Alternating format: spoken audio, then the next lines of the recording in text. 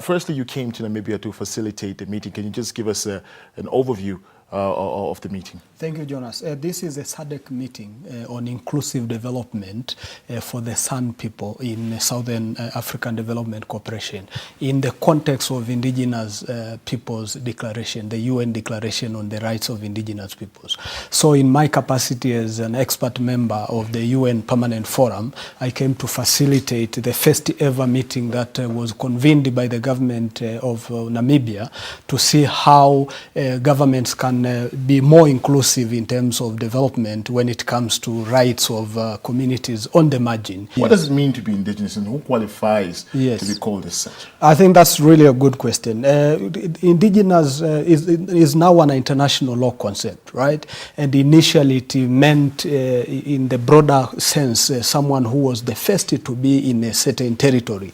But in the African conception, it means communities that have distinctive lifestyles and cultural distinctiveness that are dependent on their lands, and that cultural distinctiveness is putting them on the margin in terms of development, and their culture is at the brink of extinction. So we are talking of communities that are really different compared to other mainstream communities, and that difference is not an advantage, it is a disadvantage. It puts them on the margin and they are excluded in terms of development or policy priorities. As far as crafting policy is concerned, where does one strike the balance to ensure that the policy does not infringe on their cultural norms and traditions? Very important. In fact, the main thing is their access to land, because their traditional rituals, their priorities, their life, they are land people. They depend on land for rituals, for medicinal purposes.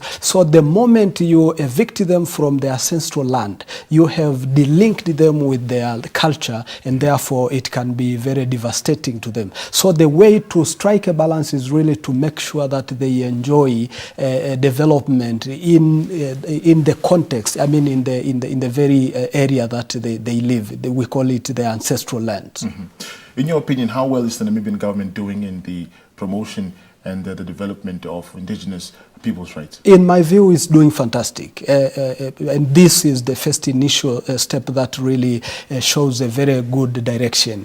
The government has, in collaboration with the United Nations, convened this meeting and invited government representatives from other SADC countries. I think only Tanzania was not there. And this 3 days meeting has charted out the way in which development can be inclusive. I think what came out in the meeting is the fact that while African communities are in the disadvantage given colonization and so on and so forth, but there are communities that as a collective are more excluded, and therefore the concept of new sustainable development goals that require to leave no one behind require governments to take very affirmative actions and bold decisions to include them in the development. And Namibia has been the first to do that, has convened a meeting that is likely to result in very important decisions for other countries that have participated.